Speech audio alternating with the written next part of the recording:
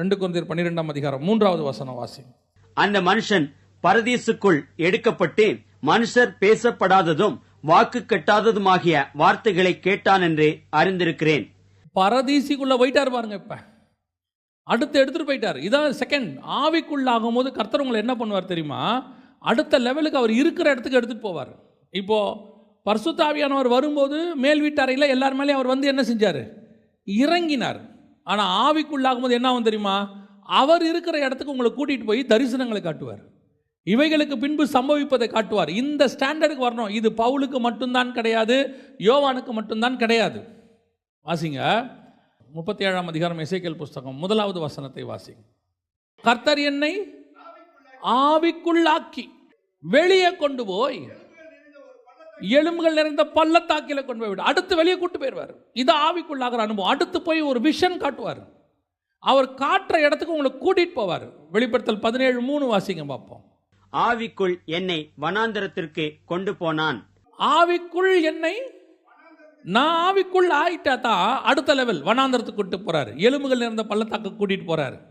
இப்ப பாருங்க, ஆவிக்குள்ளாக்கி கர்த்தர் ஒவ்வொரு இடமா என்ன செய்யறாரு?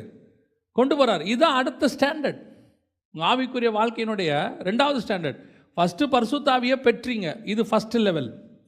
2வது லெவல் ஆவிக்குள்ள போனீங்க, இது 2வது லெவல். 3வது லெவல் ஆவிக்குள்ளே போகும்போது நீங்கள் அவருடைய சத்தத்தை கேட்க தொடங்குவீர்கள். 4வது லெவல் அந்த சத்தத்தை கேட்கிற ஒரு காலகட்டத்தை தாண்டும் போது தரிசனத்தை பார்க்க தொடங்குவீர்கள். கர்த்தர் உங்களுக்கு வைக்கிறத நீங்கள் பார்க்க தொடங்குவீங்க. கர்த்தர் உங்களை கூட்டிகிட்டு போக தொடங்குவார். ஒவ்வொரு இடமா கர்த்தர் உங்களை கொண்டு போய் அவர் தனக்கு வெளிப்படுத்த வேண்டியவர்களை கொண்டு போய் வெளிப்படுத்துவார். இதுதான் கர்த்தர் உங்ககிட்டையும் எங்ககிட்டையும் எதிர்பார்க்கிற காரியம். இன்றைக்கி நாம் இந்த லெவலுக்கே வரமாட்டோம். நம்ம கிடைச்சதுலேயே சாட்டிஸ்ஃபேக்ஷன், இது வரைக்கும் நமக்கு கிடைச்சதுலேயே திருப்தி ஆயிட்டோம். போதும், சந்தோஷம், நல்ல வசனம் கிடச்சிச்சு. நான் சொல்கிறேன், இது உங்களை புஷ் பண்ணுறது, அவ்வளோதான். உங்கள் ஆவிக்குரிய வாழ்க்கையில் உங்களை நாங்கள் உந்தி தள்ளுறது தான் சபை. இது ஜஸ்ட் அ புஷ். நீங்கள் தான் உங்கள் வாழ்நாள் எல்லாம் அடுத்த லெவலில் ஆவியில் வளர்ந்துக்கிட்டே போகணும். சபை என்பது உங்களை உருவாக்குகிற இடம். சபையோட வேலை என்ன? உங்களை ரெடி பண்ணி ஒரு பக்கம் ஊழியத்துக்கு அனுப்புறது அது வேற. ஸ்பிரிச்சுவலி டெவலப் பண்ணி விடணும். இன்னும் போங்க, கர்த்தருடைய சமூகத்துக்கு போங்க, உட்காருங்க, ஆவிக்குள்ளாகிற அனுபவத்துக்குள்ளே வாங்க. அங்கே உட்காரும் போது அவருடைய சத்தத்தை நீங்கள் கேட்க தொடங்குங்க. இந்த சத்தத்தை கேட்கும் போது கர்த்தர் உங்களிடத்தில் அநேக ரகசியங்களை பேசுவார். அடுத்து ஆவிக்குள்ளாகிற இடத்துக்கு வாங்க, கர்த்தர் உங்களுக்கு தரிசனங்களை காண்பிக்க தொடங்குவார். இதுதான் கர்த்தர் கொண்டு போகிற அடுத்த ஸ்டாண்டர்ட். எவ்வளோ பெரியதான ஒரு மகிமை பாருங்க. ஆண்டவர் சொல்கிறார் மோசேயை பார்த்து, ஒரு மனுஷனோடு முகமுகமாய் பேசுகிறது போல நான் என்ன செய்கிறேன்? அவனோடு கூட நான் பேசுகிறேன். ஒரு சிநேகிதனோடு கூட பேசுகிறது போல பேசுகிறேன். இதெல்லாம் எதுக்கு பைபிளில் கொடுத்து வச்சுருக்கிறாங்க? இதெல்லாம் கர்த்தர் நமக்கு பைபிளில் கொடுத்து வச்சுருக்கான நோக்கம் என்ன? ஏதோ சம்பவத்தை கதை மாதிரி படிக்கிறதுக்கா? ஓ, மோசே சூப்பர் ஹீரோங்க இல்லைங்க. அவர் நம்மை போல ஒரு பாடுள்ள ஒரு மனுஷன். அவங்க ஆவிக்குரிய வாழ்க்கையை வளர்த்துக்கிட்டாங்க, ஸ்டாண்டர்ட் ஆகிட்டாங்க. நம்ம அடுத்த லெவலுக்கு போகணுங்கிற இடமே இல்லை. ஒரு வெளிப்பாடு கிடைச்சா அதுலேயே வாழ்க்கையை ஓட்டி முடிச்சிடுறோம். ஏதோ ஒரு காரியம் கிடைச்சோன்னா அதுலேயே திருப்தி அடைஞ்சிடுறோம். ஆண்டவர் சொல்கிறார், இன்னும் போங்க. உங்களுக்குன்னு ஆவிக்குரிய வாழ்க்கையில் கர்த்தர் வச்சுருக்கிறத வாங்க தொடங்குங்க. ஃபஸ்ட்டு இன்றைக்கி ஸ்டார்ட் பண்ணுங்க. அப்படி ஸ்டார்ட் பண்ணும்போது உங்களுக்குன்னு ஆண்டவர் வேதத்தில் எந்த பகுதியில் வச்சுருக்கிறாரோ அதை கர்த்தர் பேசுவார். அதை கர்த்தர் பேசும்போது உங்களுக்கு கிடைக்கிற ஒரு ஆவிக்குரிய அனுபவம் தனி. அது ஒரு சந்தோஷம், அதெல்லாம் இருக்கும். அதோடைய எக்ஸாம்பிள், அது கர்த்தர் பேசினாருங்கிறதுக்கு ஒரு அர்த்தம் என்னென்னா, ஜனங்கள் உங்களுடைய வார்த்தைக்கு தாகமாய் காத்திருப்பார்கள். அவங்க சொல்லுவாங்க, இந்த மாதிரி வார்த்தைகளை நாங்கள் கேட்டதே கிடையாது. கர்த்தர் உங்கள் மூலமாக இருந்து என்ன செய்கிறாரு? பேசுகிறாரு. இதெல்லாம் சாட்சி சொல்லுவாங்க. நீங்கள் நல்லா கவனித்து பாருங்கள். யோவான்கிட்ட ஏன் ஜனங்க வந்தாங்க?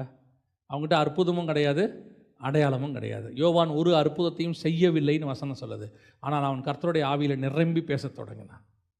ஜனங்கள் வார்த்தையை நோக்கி ஓடி வர தொடங்கினார்கள். அந்த தேவன் தான் உங்களோடும் இருக்கிறார். இது அடுத்த ஸ்டாண்டர்ட், ஆவிக்குள்ளாகிற அனுபவம். இதையும் தாண்டி இன்னொரு லெவல் இருக்குது. நாங்கள் நீங்கள் இந்த லெவலுக்கே இப்படி சொல்லிக்கிட்டு இருக்கிறோம். இதையும் தாண்டி இன்னொரு லெவல் இருக்குதான்னா, இன்னும் ஒரு லெவல் இருக்குது. அந்த லெவல் ஸ்பிரிச்சுவலி டாப் லெவல். வாசிங்க வெளிப்படுத்தின விசேஷம் 10ஆம் அதிகாரம் 3-4 வசனங்களை வாசி. சிங்கம் கர்ஜிக்கிறது போல மகா சத்தமாய் ஆர்ப்பரித்தான். அவன் ஆர்ப்பரித்த போது 7 இடிகளும் சத்தமிட்டு முழங்கின. அவ்வேழு இடிகளும் தங்கள் சத்தங்களை முழங்கின போது நான் எழுத வேண்டும் என்றிருந்தேன். அப்பொழுது 7 இடிமுழக்கங்கள் சொன்னவைகளை நீ எழுதாமல் முத்திரை போடு என்று வானத்திலிருந்து ஒரு சத்தம் உண்டாக கேட்டேன். இப்போ முதல் லெவல்ல இருந்து 2வது லெவலுக்கு அவர் வந்தார். எந்த லெவலுக்கு வந்தார்? கேட்கறதுல இருந்து எதுக்கு வந்தார்? பார்க்கறதுக்கு வந்தார். அந்த 10:1 கூட நீங்கள் வாசிச்சீங்கன்னா வசனம் எப்படி இருக்கும்? பின்பு பலமுள்ள வேறொரு தூதன் வானத்திலிருந்து இறங்கி வர கண்டேன். பார்க்குற லெவலுக்கு வந்துட்டார். கேட்குற லெவல் ஒன்று இருக்குது, அடுத்து பார்க்குற லெவல். இதை தாண்டி 3வது லெவல் ஒன்று இருக்குது. இது என்ன தெரியுமா? இப்போ இந்த வெளிப்படுத்தின விசேஷத்தை யோவானுக்கு கொடுக்கும்போது கர்த்தர் சொன்ன வார்த்தை என்னன்னா, இவைகளை 7 சபைகளுக்கு எழுத சொல்கிறார். இப்போ 7 சபைகளுக்கு எழுத சொன்ன ஆண்டவர் ஒவ்வொரு காரியமாக சொல்லிக்கிட்டே வராரு. அப்புறம் காண்பிக்க தொடங்குறாரு. பார்த்துக்கிட்டே வரான், எல்லாத்தையும் எழுதுறான், பார்க்குறான், கேட்குறான், எழுதுறான், பார்க்குறான், கேட்குறான், எழுதுறான், எழுதிட்டே வரான். திடீர்னு ஒரு 7 இடிமுழக்கம் சத்தம் கேட்குது. அந்த சத்தத்தை கேட்டோன்னா அதை எழுத போகிறான். அது வெறும் இடிமுழக்கம் கிடையாது, அதுக்கு பின்னாடி என்ன இருக்குது? ஏதோ ஒரு அர்த்தம் இருக்குது. இப்போ பவுல் கூட வரும்போது கர்த்தர் பேசினார், ஜனங்களுக்கு அதை கேட்கவில்லை. அவ்வளோதான், ஜனங்கள் அதை கேட்கவில்லை. இன்னொரு இடத்துல பவுல் சொல்வார், கேட்டாங்க, அவங்களுக்கு புரியலம்பாரு. அப்போஸ்தலர் நடபடிகள் 9ஆம் அதிகாரத்திலேயே வாசிங்க 4வது வசனத்தை. அவன் தரையிலே விழுந்தான். அப்பொழுது சவுலே, சவுலே, நீ என்னை ஏன் துன்பப்படுத்துகிறாய் என்று தன்னுடனே சொல்லுகிற ஒரு சத்தத்தை கேட்டான். அதற்கு அவன், ஆண்டவரே, நீர் யார் என்றான். அதற்கு கர்த்தர், நீ துன்பப்படுத்துகிற இயேசு நானே. முள்ளில் உதைக்கிறது உனக்கு கடினமாம் என்றார். அவன் நடுங்கி திகைத்து, ஆண்டவரே, நான் என்ன செய்ய சித்தமாயிருக்கிறீர் என்றான். அதற்கு கர்த்தர், நீ எழுந்து பட்டணத்துக்குள்ளே போ, நீ செய்ய வேண்டியது அங்கே உனக்கு சொல்லப்படும் என்றார். அவனோடு கூட பிரயாணம் பண்ணின மனுஷர்கள் சத்தத்தை கேட்டும் ஒருவரையும் காணாமல். அப்படின்னா என்ன அர்த்தம்? இவங்களுக்கு ஒரு சத்தம் கேட்டது, ஆனால் என்னன்னே புரியல, அது ஒன்றுமே தெரியல. இன்னும் ஒன்று கேட்குது, பேசினவருடைய சத்தத்தை அவர்கள் கேட்கவில்லை. இடி முழக்கத்தை மாதிரி இருக்குது கேட்கறதுக்கு. இடி. இப்போ நமக்கு இந்த வசனம் என்ன சொல்லுது? 10ஆம் அதிகாரம் 7 இடி முழக்கங்கள் சொன்னவைகளை நான் எழுத வேண்டும் என்று இருந்தேன். அப்போ அதில் என்னமோ இருந்திருக்கு, என்ன ஒன்று இருக்கு. இப்போ கர்த்தர் சொல்றாரு, அதை எழுதாத, அதை என்ன பண்ணிரு. அப்புறம் எதுக்கு அவன்கிட்ட சொன்னார்? அது அவன்கிட்ட சொன்னதுக்கு காரணம் என்ன? ஆசியாவில் உள்ள சபைகளுக்கு எழுதுன்னு சொன்னதெல்லாம் அவனும் எழுதிக்கிட்டே வரான். அவரும் சொல்றாரு, எழுதுறாரு. இப்போ ஒரு விஷயத்தை கொண்டு வந்து சொல்லிட்டு சொல்றாரு, இதை என்ன செய்யாத, எழுதாத, இது நீ யாருக்கும் சொல்லாத. அப்போ அது யாருக்கு சொன்னார்? மற்றவங்களுக்கு சொல்ல வேணான்னு சொல்லிட்டாரு. அப்போனா இவர் யார், அதை அவன்கிட்ட சொல்லியிருக்கவே கூடாது. அப்போ அவங்ககிட்டையும் சொல்றாரு, மற்றவங்களுக்கு சொல்லாதேங்கிறாரு. அப்போ அது யாருக்கு? அது அவனுக்கு, யோவானுக்குரியது, அவனுக்குரிய ரகசியம். அது அவனுக்கு புரியுது. ஆண்டவர் சொல்றாரு, யாருக்கிட்டையும் சொல்லாத, அதை நீ அப்படியே சீல் பண்ணி வச்சிரு. இதுதான் அடுத்த ஸ்டாண்டர்ட், கர்த்தருடைய ஸ்டாண்டர்ட். எல்லாருக்கும் சொல்கிறத உங்கள் மூலிமா பேசுகிற ஆண்டவர் உங்களுக்குன்னு சில ரகசியங்களை பரலோகம் பேசும். உங்களை நம்பி பரலோகம் சில விஷயத்தை சொல்லும், இதை முத்திரை போடு. ஆனால் சொல்லுவார் ஆண்டவர், மற்றவங்ககிட்ட சொல்லாதேம்பார். நம்ம பசங்க சொல்லுவாங்க தெரியுமா, ஸ்கூலில் படிக்கும்போது ஒன்று சொல்லிட்டு இது அவங்ககிட்ட சொல்லிடாத அப்படிம்பாங்க. இதே ஸ்டாண்டர்ட் தான் ஆண்டவர் சொல்கிறாரு. ஏன்னா ட்ரஸ்ட், பரலோகம் உங்களை என்ன செய்ய தொடங்குது? ட்ரஸ்ட், நம்ப தொடங்குது. உங்ககிட்ட நான் ஒரு விஷயத்தை சொன்னால் அது வெளியே போகாது. அதான் பரலோகம் நம்ம மேலே வச்ச நம்பிக்கை. அந்த நம்பிக்கையை மனுஷன் மேலே யார் வைக்கிறது? தேவன் வைக்கிறார். நாம தேவன் மேலே நம்பிக்கை வைக்கிறது வேற, அது இயல்பு, அது உண்மை, அது நடக்கும். தேவன் நம்புகிற மனுஷன் நாம் இருக்கிறோம் பாருங்க, அதுதான் இருக்கிறதுலே ஸ்பிரிச்சுவல் ஸ்டாண்டர்ட். கர்த்தர் நம்பி பரலோகத்துலேருந்து ஒரு ரகசியத்தை ஒரு மனுஷங்கிட்ட சொல்கிறார் பாருங்களேன், இதெல்லாம் இருக்குது வச்சுக்கோ, ஆனால் யார்ட்டையும் சொல்லிடாத. ஏன் அவனை நம்புறாருன்னா, அவன் சொல்ல மாட்டான்னு அவருடைய நம்பிக்கை. அப்போ பரலோகம் உங்களை நீ நம்புதா? பரலோகத்தின் நம்பிக்கைக்கு உரியவர்களாய் நீங்களும் நானும் இருக்கிறோமா? இன்றைக்கி நம்மக்கிட்ட பரலோகம் அந்த நம்பிக்கை வைக்கலை. பரலோகம் நம்மளை நம்பலை. பரலோகம் நம்புச்சுன்னா கர்த்தர் வெறும் வார்த்தைகளை மாத்திரம் நம்ம கொடுக்க மாட்டார், சத்தியத்தை மட்டும் கொடுக்க மாட்டார். இது ஒரு ஸ்டாண்டர்டு. இதையும் தாண்டி கர்த்தர் ரகசியத்தை பேசுவார். உங்களோட உட்காந்து வந்து என்னோட உட்காந்து கர்த்தர் என்ன செய்வார்?